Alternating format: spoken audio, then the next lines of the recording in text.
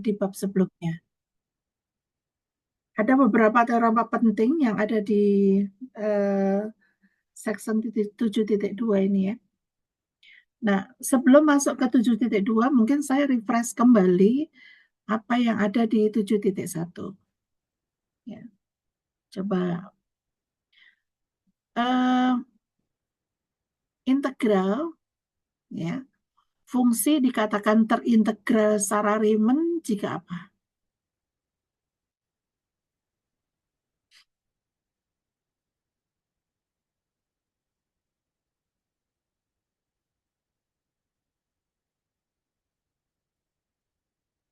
Ada yang tahu? Fungsi terintegralkan secara Riemann dikatakan terintegralkan secara Riemann jika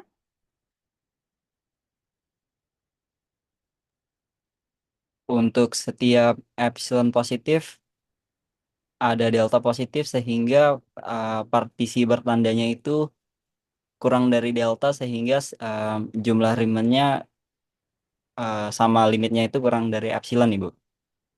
oke. Jadi secara ini secara matematis begitu ya. Kalau dengan kata lain, F terintegralkan secara Riemann jika jumlah Riemann-nya apa? Kan kita berkaitan dengan jumlah Riemann. Jumlah Riemann-nya bagaimana? Atau limit jumlah Riemann-nya bagaimana? Jika limit jumlah Riemann-nya konvergen, ya, atau jika sorry, limit jumlah Riemann-nya ada, ya, itu kan nanti berkaitan dengan limit jumlah Riemann ya. Integral itu didefinisikan sebagai limit jumlah Riemann. Nah, kalau Anda perhatikan di situ ketika membuat pakai epsilon delta, itu kan maknanya si jumlah Riemann itu akan konvergen ke L, gitu ya. Jadi artinya si jumlah Riemann-nya, limit jumlah Riemann-nya ada. Nah, karena kita berkaitan dengan limit jumlah Riemann, karena memang ada yang nilainya tidak ada dan ada yang nilainya ada. Nah, sekarang apa saja yang mengakibatkan si fungsi itu terintegralkan secara Riemann? Jadi bilangnya terintegralkan secara Riemann. Apa saja yang mengakibatkan fungsi itu terintegralkan secara Riemann?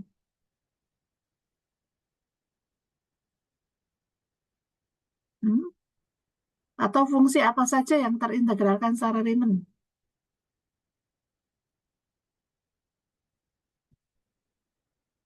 Yang paling gampang fungsi apa yang terintegralkan secara Riemann?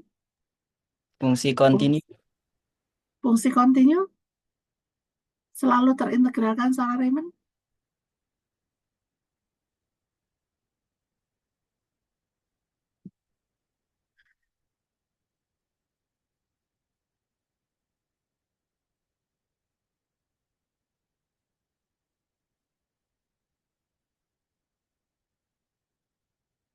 Ada yang ini? Benar nggak fungsi kontinu selalu terintegralkan secara Riemann?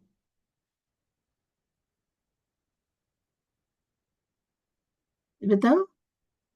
Yang lain?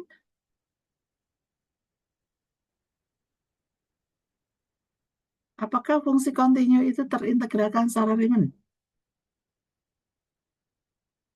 Itu ada di teorema berapa?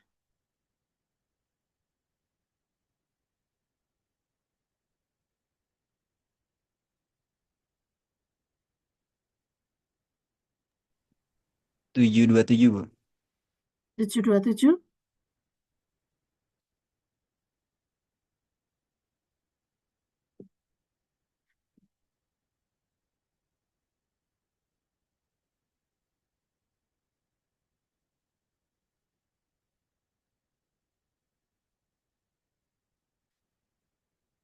Ya. Terus apa lagi? Kontinu terus Kalau konstan bagaimana, Ibu? konstan. Konstan pasti terintegralkan secara Riemann. Apalagi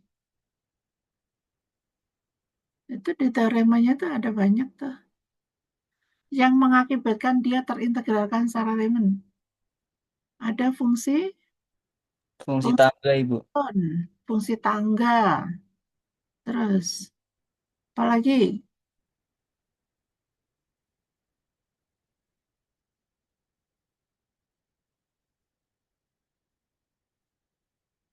Fungsi monoton, fungsi tangga, terus fungsi fungsi polinom itu pasti terintegralkan secara Riemann ya. Ya.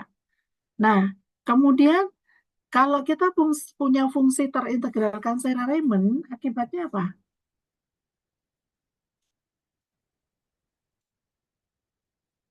Akibatnya apa? Kalau saya punya fungsi terintegralkan Riemann, akibatnya apa? Nilai limitnya ada, Ibu. Nilai limitnya ada. Oke, itu berdasarkan definisi. Terus apa lagi? Fungsinya terbatas, bounded. Di situ ada bounded ya. Tapi ketika bounded tidak mengakibatkan dia terintegralkan secara Riemann ya. Kebalikannya tidak berlaku. Oke. Nah, itu beberapa ini ya, beberapa eh, tapi ini harusnya masuk di bahasan hari ini nih, di 7.2 ya. Nah, baik di tadinya mau saya refresh yang di bab 7.1. Cuman ya tadi Anda sudah mengatakan ada beberapa yang menggunakan 7.2 gitu ya. Oke, saya mulai dulu. Mungkin saya izin share screen ya.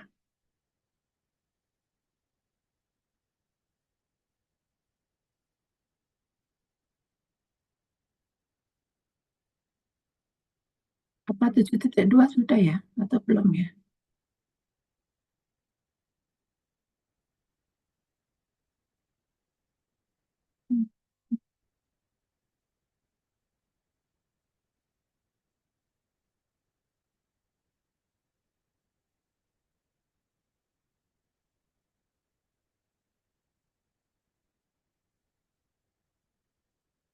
Oke, bentar izin share screen. Oke, udah terlihat ya di sini. Nah, di 7.2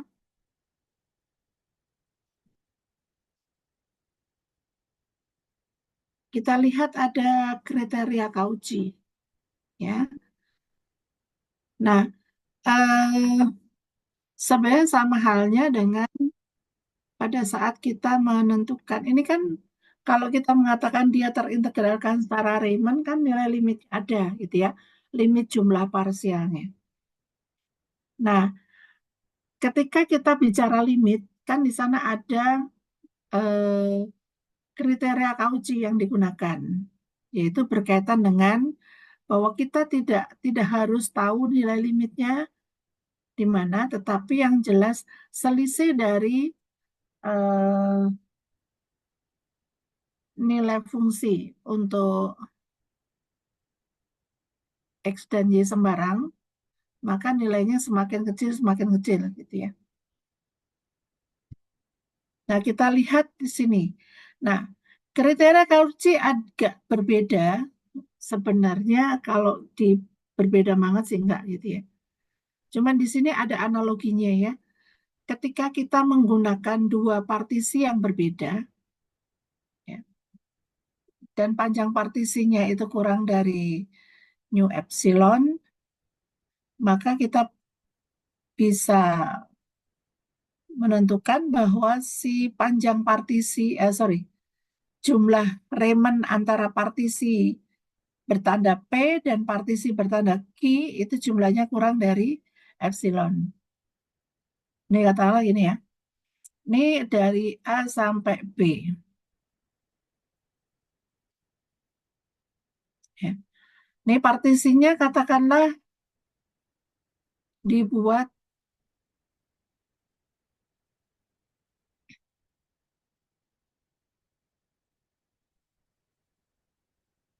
ini partisi P-nya dengan panjang partisi terpanjang P itu sama dengan katakanlah seper nu epsilon. Sorry. Setengah. Biar kurang dari itu ya.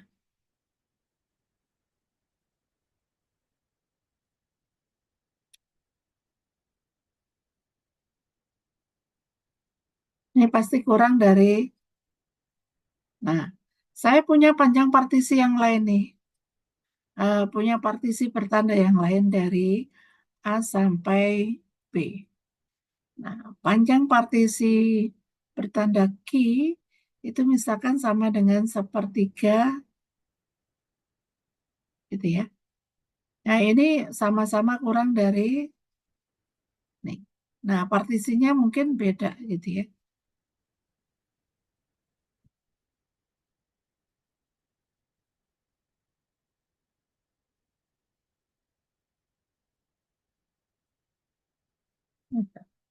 Dan partisinya kurang dari sepertiga dari nu epsilon. Gitu. Nah, dari sini pasti kita punya si S ini ya, jumlah Riemann dari ini.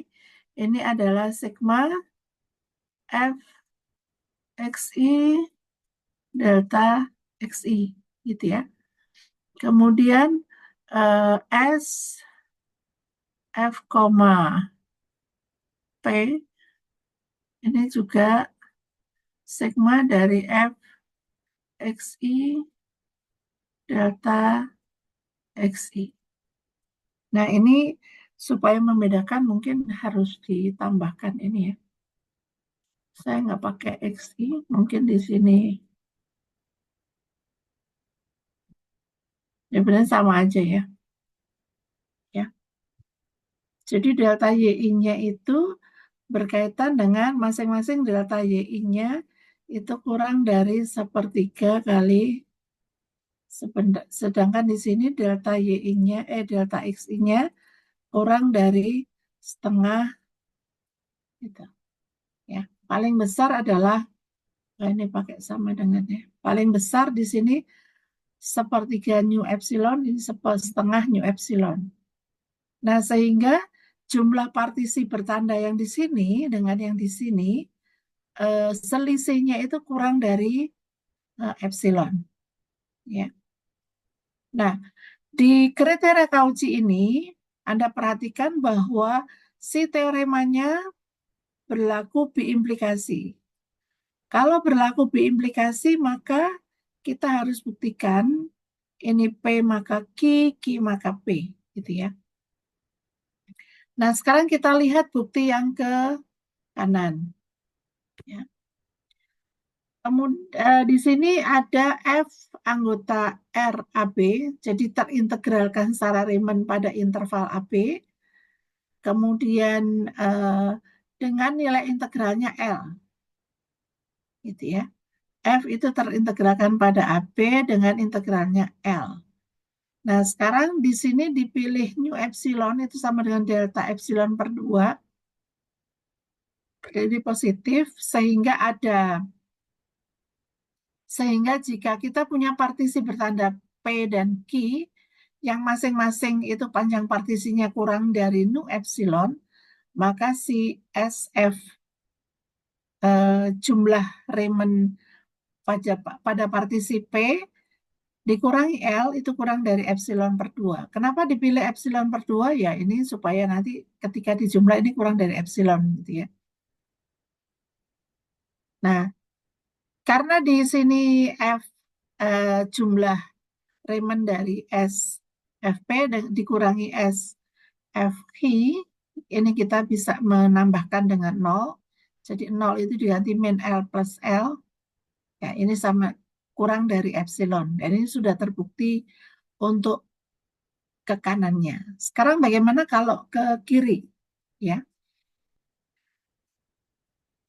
Nah, karena di sini berlaku untuk epsilon sembarang, maka kita bisa memilih epsilonnya Katakanlah di sini epsilonnya adalah 1/n. Ya. Untuk setiap n, kita punya delta n, sehingga di sini pernyataan ini, untuk setiap epsilon ada n epsilon. Ya. N epsilon positif, ya, n epsilonnya di sini ada delta n. Sehingga kita ketika punya P dan Q, ini adalah partisi bertanda dengan norm itu kurang dari delta n, maka si jumlah Riemann pada partisi P dikurangi jumlah Riemann pada partisi Q itu kurang dari 1/n. Ya. Kenapa dipilih 1/n? Di sini digunakan epsilonnya sama dengan 1/n. Nah, karena di sini berlaku untuk setiap epsilon. Epsilonnya boleh dipilih apapun. Ya, yang penting dia positif. 1/n itulah positif, gitu ya. Nah, sekarang kita lihat untuk setiap n anggota n, kita punya partisi Pn dengan Pm. Ya. Pn dengan Pm itu kurang dari 1/n. Ya. Oke. Kemudian S ini merupakan barisan Cauchy dari sini. Ya. Kalau kita punya barisan Cauchy, maka barisannya itu bagaimana? Barisannya itu konvergen. Ini dipandang sebagai barisan, ya. Ini dipandang sebagai barisan, bahwa barisan ini konvergen. Karena barisannya konvergen, maka dia punya limit si barisan. Sehingga SFPN dikurangi A itu kurang dari 1/n. Ya, kalau kita mengambil M-nya menuju tak hingga, maka si SFPN dikurangi A itu kurang dari 1/n. Ya. Nah, ini karena di sini kurang dari 1/n, ini berlaku untuk setiap delta, maka si SFQ itu kurang sama dengan SFQ dikurangi SFPK ditambah SFPK dikurang A. Yang ini kurang dari K, karena di sini tadi kita punya harusnya ini PN juga berlaku ya. Ini kurang dari 1/n, berarti SFQ dikurangi A. Yang ini, Q dengan ini juga kurang dari 1/k. Yang ini juga kurang dari 1/k. Dan ini kurang dari epsilon. Karena di sini pilih K-nya lebih besar dari 2/epsilon. Mungkin agak sedikit ini ya, banyak yang harus dipersiapkan untuk bukti ke kanannya, bukti ke kirinya. Ya. Nah, karena epsilonnya itu sembarang, maka F terintegralkan secara Riemann dengan integralnya sama dengan A. Ya. Nah, kita lihat contoh 722.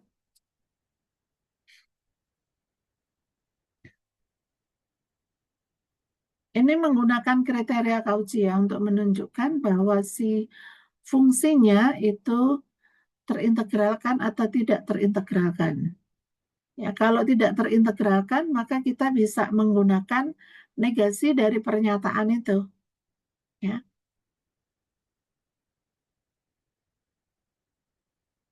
Jadi kalau tidak terintegralkan secara Riemann,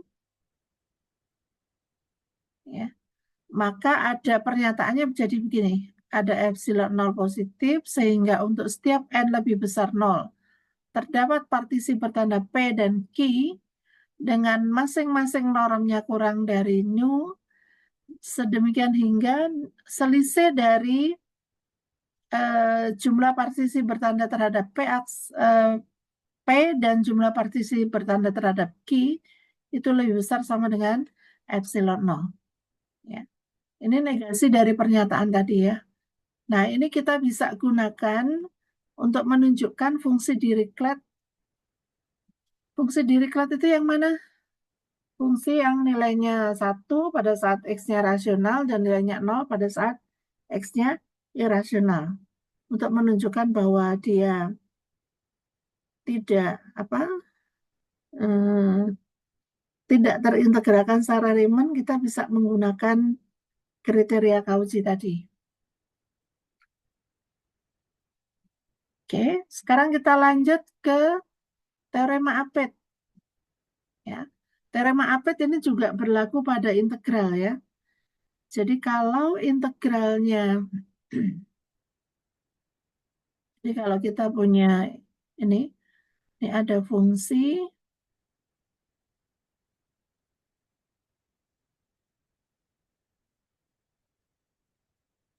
F terintegralkan secara Riemann hanya jika untuk setiap epsilon positif terdapat alfa epsilon dan w epsilon yang terintegralkan secara Riemann dengan alfa epsilon kurang sama dengan fx kurang sama dengan w epsilon untuk setiap x anggota interval AB sedemikian sehingga integral dari A sampai B w epsilon min alfa epsilon itu kurang dari epsilon. Ya. Jadi kalau kita punya fungsi ini, misalkan ini fungsinya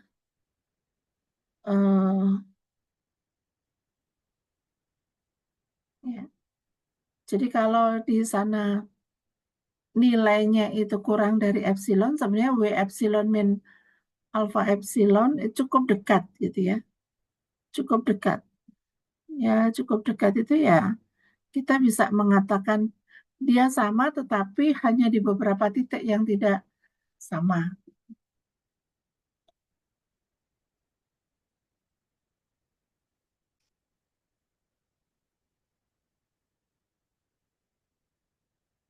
Ya, ini bukti yang ke kanannya mudah, cuman bukti yang ke kirinya agak lumayan ini ya. Bukti yang ke kanannya ya pilih aja gampang gitu ya. Alfa epsilonnya sama dengan W epsilonnya sama dengan F. Sehingga W epsilon dikurangi alfa epsilon sama dengan 0. Ya, karena kita sudah tahu bahwa dia terintegralkan secara Riemann. Sekarang bagaimana kita menunjukkan yang ke kiri? Gitu. Nah,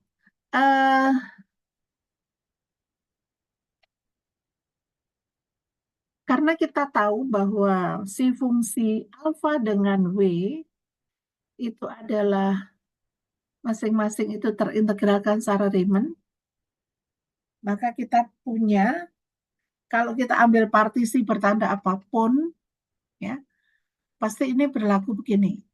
Ya. Ini karena alfanya elemen R AB. Ini juga karena si W-nya anggota R AB. Kok loncat?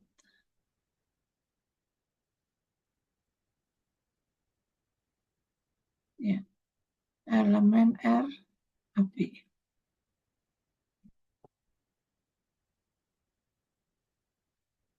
Oke, dari pertidaksamaan ini kita dapatkan alfa integral alfa epsilon min epsilon itu kurang dari S alfa epsilon jumlah partisi bertanda yang P aksen. Ya. Ini gampang ya. Kita punya S alfa epsilon P min integral AB alfa epsilon. Ini kurang dari epsilon. Jadi kita punya S alfa epsilon P dikurangi integral AB alfa epsilon itu berada di antara min epsilon dan epsilon. Jadi salah satunya adalah integral A sampai B alfa epsilon dikurangi epsilon. Demikian juga dengan yang ini. Ini kita pakai yang pertidaksamaan yang kanannya. Jadi SW P itu kurang dari A sampai B, W epsilon plus epsilon. Ya.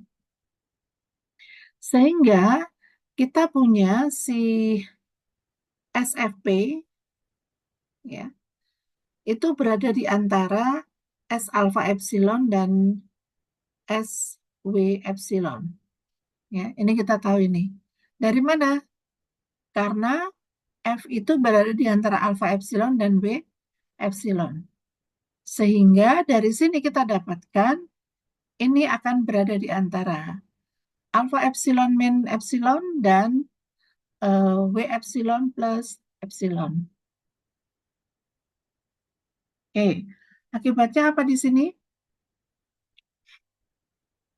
SQ-nya juga sama nih ya. SF terhadap Q juga sama.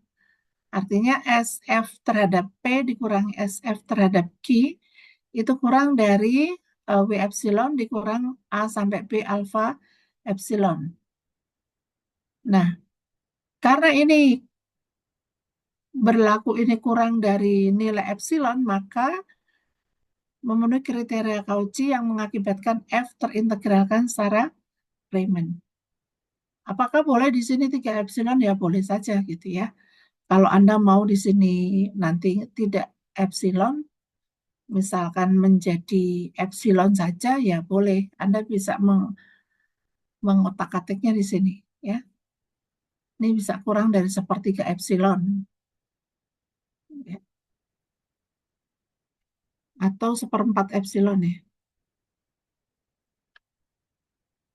Ya, mengakibatkan ini kurang dari epsilon nantinya.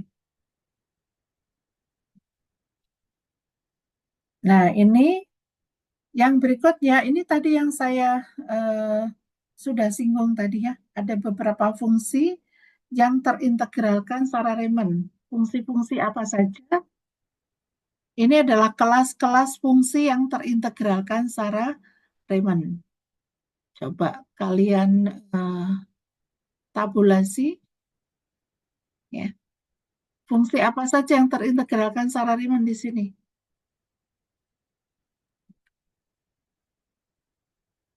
Kelas fungsi terintegralkan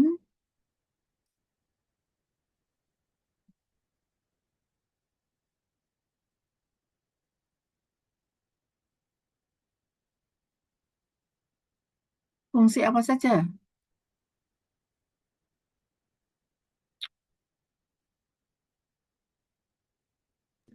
Fungsi tangga, Bu. Fungsi tangga. Nih ya, step function di 725 nih ya. Yang pertama nih fungsi tangga.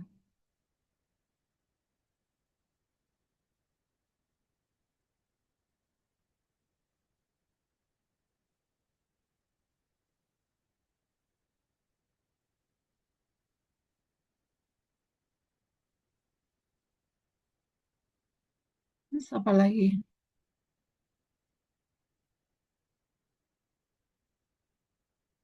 Kita lihat ke bawah. Continue. Ya, fungsi continue.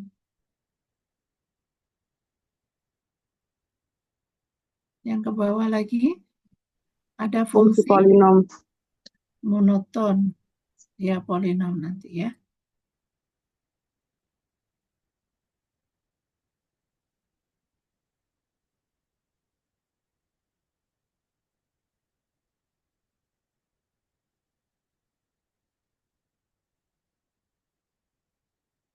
Fungsi polinom karena dia continue maka dia ini ya terintegralkan secara Riemann. Nah, ini sampai sini. Nah, ini kalau kita punya ini sebenarnya ini contoh dari ini bisa masuk contoh dari ini ya. Contoh fungsi kontinu ya. Fungsi polinom, kemudian ada trigonometri, sin, cos gitu ya. Kalau tangan kan dia ini apa discontinue. tidak kontinu, tetapi masih bisa diintegralkan untuk pada batas-batas tertentu ya. Oke. Mungkin kita lihat dulu sampai sini. Kita coba bahas soalnya. Anda sudah dapat ini ya. Oke, mungkin dibahas soal nomor satu, nomor dua. Ini terintegralkan secara Riemann. Nah, ini ditanya apakah terintegralkan secara Riemann atau tidak.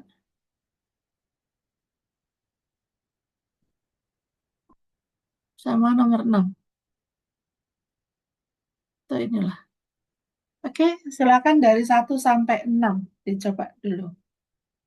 Saya beri waktu sampai jam berapa? 8.30 cukup ya. Anda boleh pilih salah satu, nanti boleh ditaruh di chat ya, Anda mau mengerjakan nomor berapa, sehingga nanti tidak double-double gitu. Oke, selamat bekerja. Berdasarkan definisi tidak terintegralkan secara Riemann aja.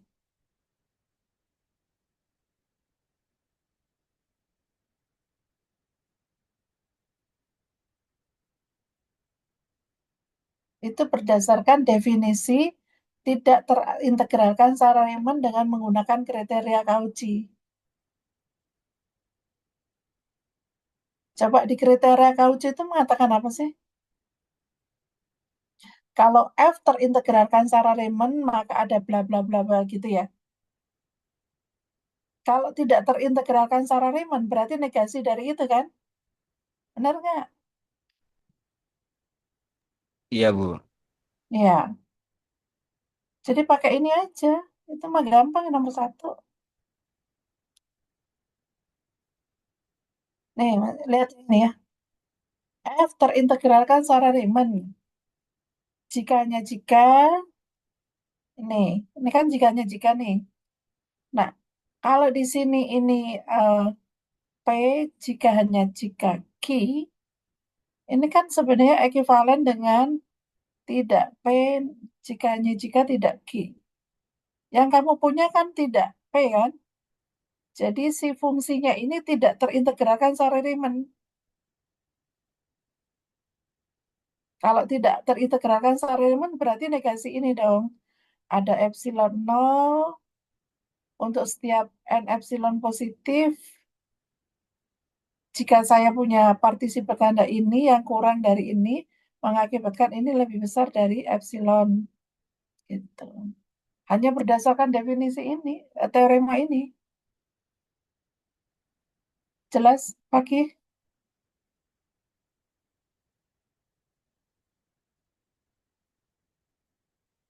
Jelas nggak? Saya masih bingung.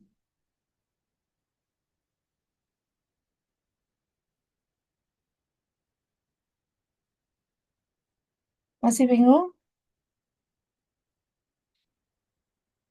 Coba Anda perhatikan di sini. Di soal nomor satu.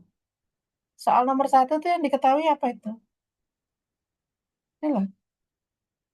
Nah, F tidak terintegralkan secara Riemann. Jika hanya jika ini kan pernyataan dari itu tadi. Yang Cauchy tadi. Kriteria Cauchy. Ya. Kalau di kriteria Cauchy, P ini. Kalau yang di sini, ini negasi P, jika hanya jika negasi Q. Gitu. Ya. Ini nomor satu malah gampang, hanya menggunakan kriteria Cauchy pakai negasinya. Jelas? Jelas, Bu. Oke. Coba silakan dilanjutkan yang lain.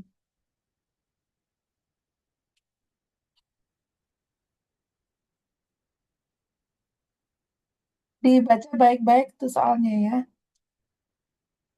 Kalau yang ini hanya itu adalah, ini fungsi apa nih?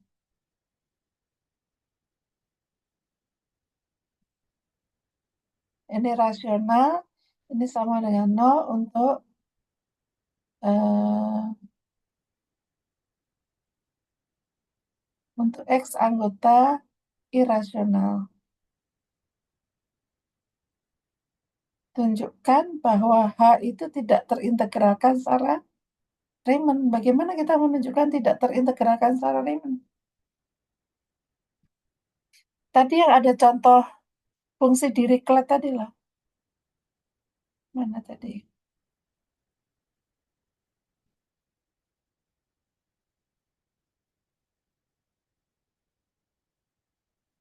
Yang di kriteria Cauchy tadi.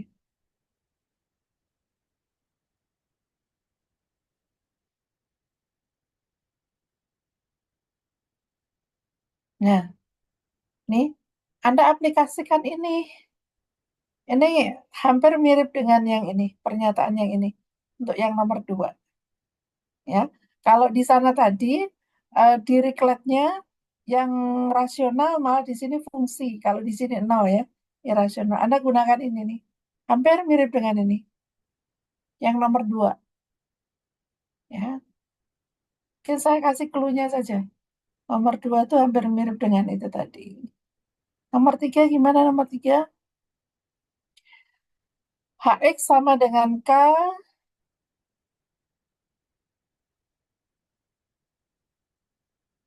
untuk X-nya sama dengan 1/K. Dan HX sama dengan 0 untuk yang lain. Gunakan exercise 1 or argumen 722B untuk menunjukkan hanya tidak terintegralkan secara Riemann. Anda pakai 2 partisi bertanda gini ya. 2 partisi bertanda. Nah, ini lebih besar dari epsilon 0. Ini hampir-hampir mirip dengan yang nomor 2 sebenarnya. Yang nomor 3. Ya. Nah, ini sudah jelas dia eh, dia sudah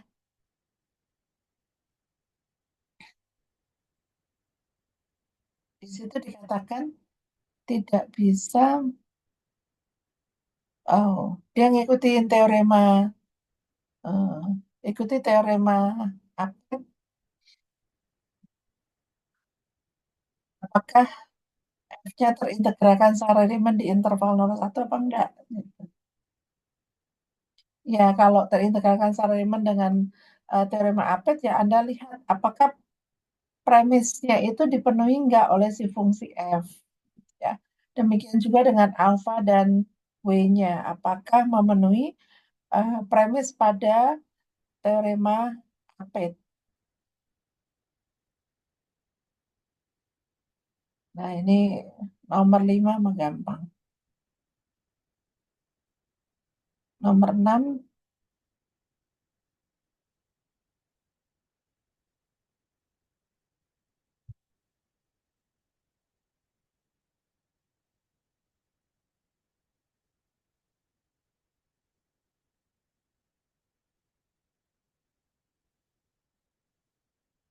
Bu, saya mencoba nomor 2, Bu.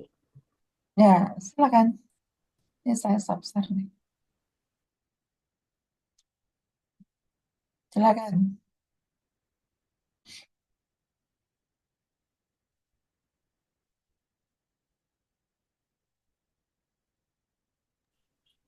Baik, Bu, di sini untuk soalnya tadi kan hanya itu untuk rasional X plus 1 untuk di interval 0 sampai 1.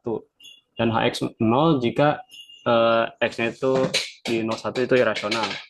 Tunjukkan bahwa H itu tidak integral Riemann, tidak Riemann integrable. Sini saya ngebagi 2 partisi untuk P dot ini batasnya seperti ini. Untuk partisi H rasionalnya, sehingga fungsi integral Riemann integralnya S tinggal titikkan. SFP ini sama dengan sigma I sama dengan 1 sama dengan N untuk FTI dikali XI min 1.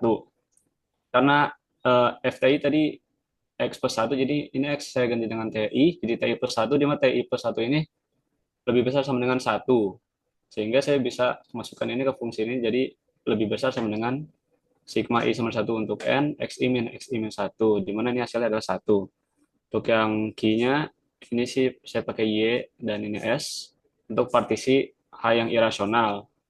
Bentuknya menjadi SFQ, sigma I sama 1, N, FSI dikali Y min 1. Karena HX tadi 0 untuk irasional, maka ini saya FSI sama 0. Kemudian ini fungsinya masukin ke fungsi yang Cauchy tadi, jadi SFP min SFQ dot lebih besar sama dengan 1 kurang 0 sama dengan 1. Oke, betul. Bagas, mungkin itu partisi H rasional itu maksudnya apa? Fungsi H yang rasional, mungkin bisa ngomong. Berarti harusnya bukan bukan hanya yang rasional, tapi TI-nya, Oh iya. TI-nya ya, Oh iya, bukan hanya Bu ya, Mas. bukan H. Anda kan Oke. partisinya bisa jadi partisinya sama, cuman tandanya yang beda. Kamu ini kan yang membedakan tuh memilih si TI-nya kan, ya Iya. itu TI-nya rasional. Kemudian yang di bawah yang Q itu S-nya, SI-nya irasional. Ya, Oh iya, betul. oke, dia lebih besar sama dengan 1. Oke, good. Ya, udah betul ya. Terima kasih, Bu. Jadi dari sini maka hanya tidak terintegralkan secara Riemann berdasarkan kriteria Cauchy. Ya, Izin oke, stop share ya, terima Bu. kasih. Ya,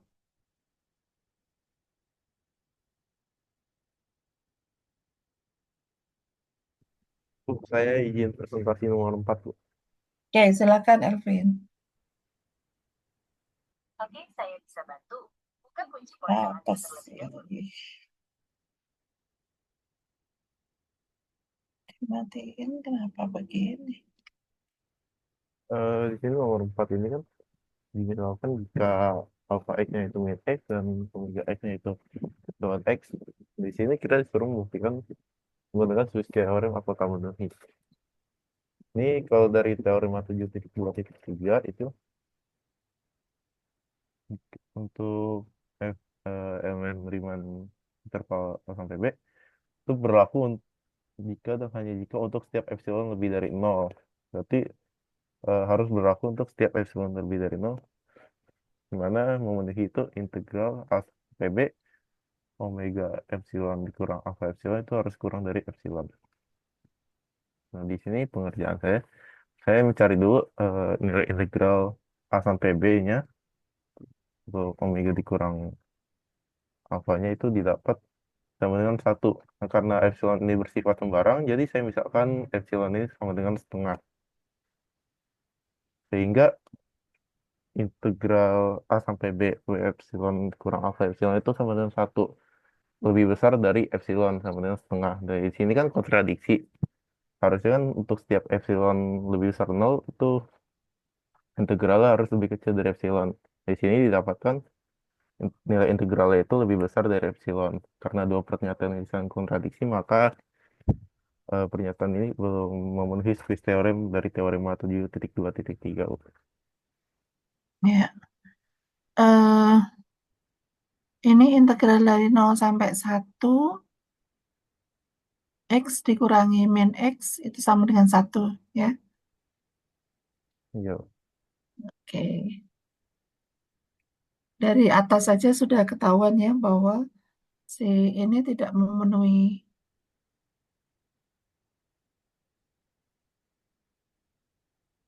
ya. Karena di atas jikanya jika. Jadi kesimpulannya apa? F-nya terintegralkan secara Riemann nggak? Jadi F-nya tidak terintegralkan secara Riemann kalau menurut Swiss theorem. Hmm. Ya, sebenarnya pernyataannya sih karena dia berimplikasi harusnya tidak terintegralkan secara Riemann, gitu ya. Nah, Nah, cuman di sini, sorry, kita tidak bisa menyimpulkan dia terintegralkan secara Riemann atau tidak. Kenapa? Karena di sini, coba Anda perhatikan, Sorry, saya agak ini ya. Kayaknya saya tadi salah. Jadi di sini coba Anda perhatikan. Ini kan F terintegralkan secara Riemann jika hanya jika untuk setiap ya, untuk setiap. Padahal di sini ini kan bukan untuk setiap. Ada ya, ada si fungsi ini alfa dengan ini ya yang mengapit fx tapi tidak memenuhi ini ya. Jadi kesimpulannya bukan tidak terintegralkan secara Riemann, tidak bisa dipastikan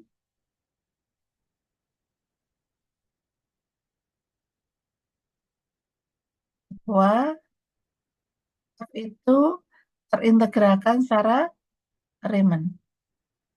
Untuk mengatakan dia tidak terintegralkan secara Riemann juga nggak bisa.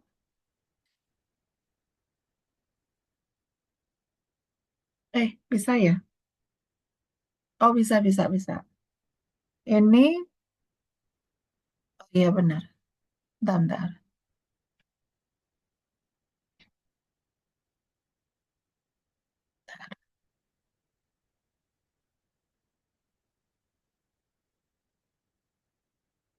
Jadi dari sini kita pakai F tidak terintegralkan secara Riemann jika jika karena di sini untuk setiap maka ada alfa dan W sehingga alfanya kurang sama dengan fx kurang sama dengan ini untuk setiap x elemen AB sehingga sorry akan tetapi integral dari A sampai W epsilon min alfa epsilon lebih besar epsilon gitu ya. Ya. Jadi ini kesimpulannya apa nih? F tidak terintegralkan secara Riemann. Gitu ya. Bisa ya, karena ini negasi dari pernyataan ini. Ya. Iya, Ya. Oke. Terima kasih. iya, izin stop share. Ya.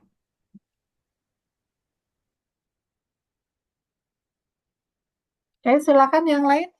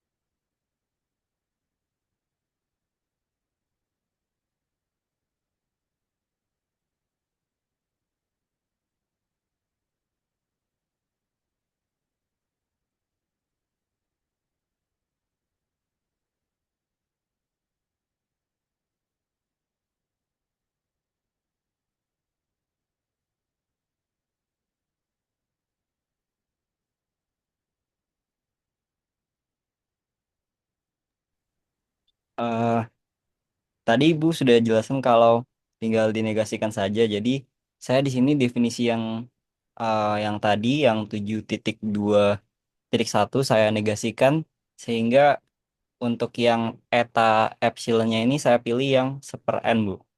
Jadi mengikuti yang asumsinya sudah dipenuhi, maka em, bukti yang ke kanannya sudah dipenuhi. Yang untuk bukti yang sebaliknya, saya karena saya milih n-nya itu 1/n kurang dari n apa nih eta eta epsilon, Ibu. Maka em, asumsi yang buat yang ke sebelah kirinya sudah dipenuhi, gitu, Ibu. Apakah Ya, ya, sudah betul. Ya, udah betul, Fakih. baik, Bu? Terima kasih. Ya, Fakih. Ayo yang lain silakan. Masih ada 3 nomor lagi. Lanjut ini ya.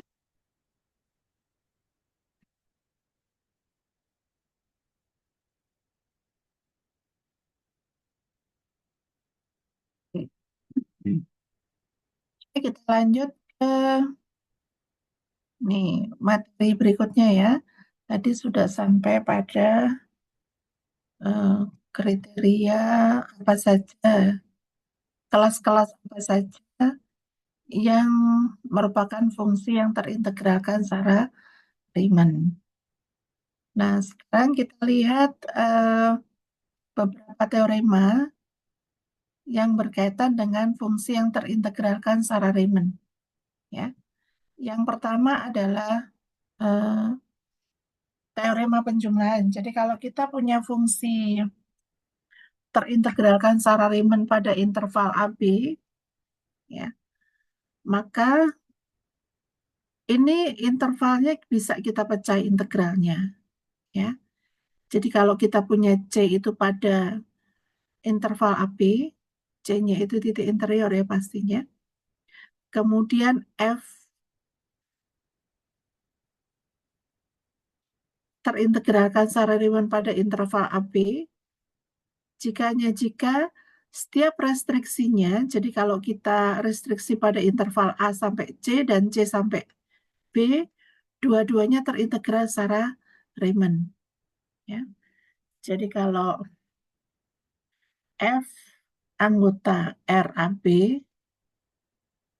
kemudian kita punya C anggota AB, jika F itu anggota RAC dan F itu juga anggota RCB. Nah, lebih lanjut, integral dari A sampai BF itu sama dengan integral dari A sampai CF ditambah integral dari C sampai BF. Jadi ini batas integralnya kita bisa pecah gitu ya. Nah, kalau di kalkulus ini C-nya tidak harus pada interval AB ya. C-nya boleh di luar interval AB asalkan dia terintegralkan secara Riemann di seluruh bilangan real. Itu. Ya, untuk buktinya saya tidak akan bahas buktinya eh, agak tricky ya. Ada beberapa ini. Oke, saya langsung ke teorema akibatnya saja. Ya.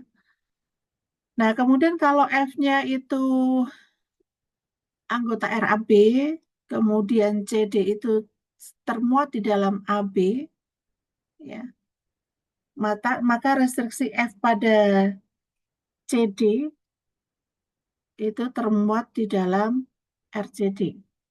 Ya. Jadi ini salah satu saja. Kalau F terintegralkan pada AB, kalau CD itu subset dari, misalkan di batas integralnya, katakanlah dari A sampai B gitu. Kalau kita punya C, D di sini, jadi kalau F-nya terintegralkan secara Riemann pada AB, maka F juga terintegralkan secara Riemann pada C, D. Gitu ya. Nah, ini teorema akibat dari teorema yang tadi. Ya. Nah, apakah ini bisa kita revisi menjadi beberapa ini ya, beberapa titik-titik di sini. Batas-batasnya bisa kita, misalkan dari sini dari A sampai B nih. Kita potong-potong, misalkan di sini ada C0, ini CM gitu ya. Ini C1, ini C2, sampai ini CM-1, bahwa integral dari A sampai BF itu adalah integral dari C0 sampai C1 ditambah integral dari C1 sampai C2 F sampai integral dari CM-1 sampai CMF gitu ya. Jadi ini akan sama dengan sigmanya. Ya, jadi partisinya bisa sampai berhingga partisi gitu.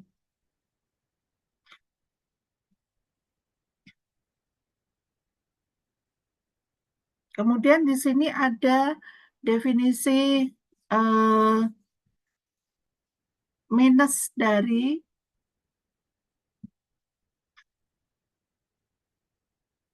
jadi dari sini dari kalau alfa sampai beta kemudian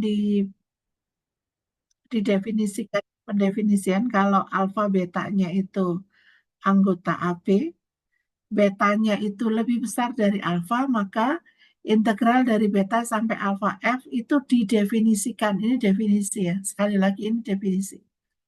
Didefinisikan sebagai minus integral dari alfa sampai beta F. Dan integral dari alfa sampai alfa F itu sama dengan 0. Ya. Nah, dengan menggunakan definisi ini, maka integral RA sampai B, kalau di sini alfa, beta, gamanya itu sembarang interval pada AB, ya. Jadi bisa saja di sini ada AB, ya. Alfa betanya itu alfa, beta, gamanya bisa di sini gitu. Alfa, beta, gamanya terserah mau di mana saja. Jadi integral dari, kalau dari sini sebenarnya kan integral dari alfa sampai gamma, F itu kan alfa sampai beta, F ditambah integral dari alfa sampai gamma gitu ya, menurut teorema yang tadi. Nah, ini kalau kita pakai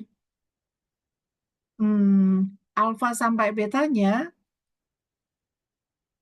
itu kan sama dengan integral dari alfa sampai gamma, F dikurangi integral dari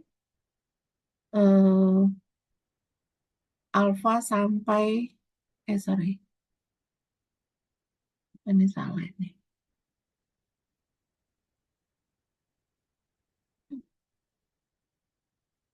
Ini beta. Ya. Jadi kalau alfa sampai gamma, itu alfa sampai gamma dikurangi dari beta sampai gamma F. Dan ini secara definisi, ini alfa sampai gamma ditambah integral gamma sampai beta F. Gitu ya. Jadi ini posisi alfa beta gamanya sih sembarang gitu ya. Berdasarkan ini alfa beta gamanya tidak harus berurutan bahwa si gamanya itu ada di tengah gitu. Tapi alfa beta gamanya bisa saja urutannya berbeda-beda ya. Oke, untuk teorinya mungkin sampai di sini. Ada pertanyaan nggak?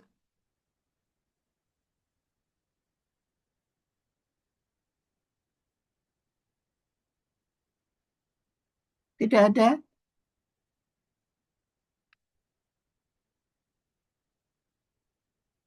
Oke, kalau tidak ada, ini tadi soalnya yang belum dikerjakan nomor berapa ini? Nomor 3? Belum ya? Belum kan nomor 3? Belum Ibu. 356. Nomor 5 juga belum.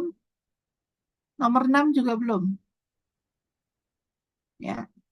Nah, saya minta dikerjakan, dikumpulkan ya, hard copy aja. Besok boleh dikumpulkan besok. Kalau besok, ya besok aja dikumpulkan. Nah, mungkin ditambah dengan beberapa soal.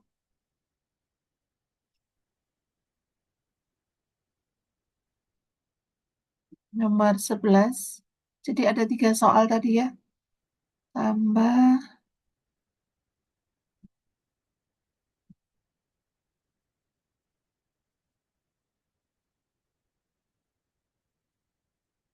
nomor 12 nih. Ya, ada 5 soal ya. Nomor 3, nomor 5, nomor 6, nomor 11, dan nomor 12. Oke, ada pertanyaan sampai sini? Untuk deadline-nya kapan ya, Bu? Besok. Besok ke kampus nggak? Minggu ini online, Ibu. Minggu ini online. Ya, kalau minggu ini online, saya bukakan ini aja. Saya bukakan Google Classroom ya.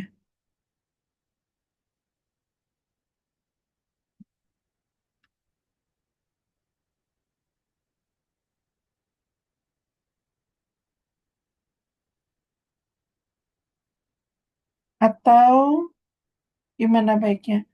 Saya punya Google Classroom nggak ya? Kita punya Google Classroom nggak? Mungkin dikumpulkan di Google Drive saja, Ibu. Nanti, Iya, boleh. Dikumpulkan di Google Drive, nanti dikirim ke saya linknya ya. baik, Bu. Jadi deadline-nya besok dikumpulkan online, Ibu.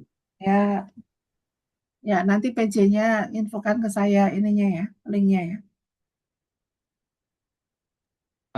Untuk tugas kelompok yang sebelum UAS, itu Nah, minggunya saya belum ini. Mungkin minggu ini saya coba susun dulu ya.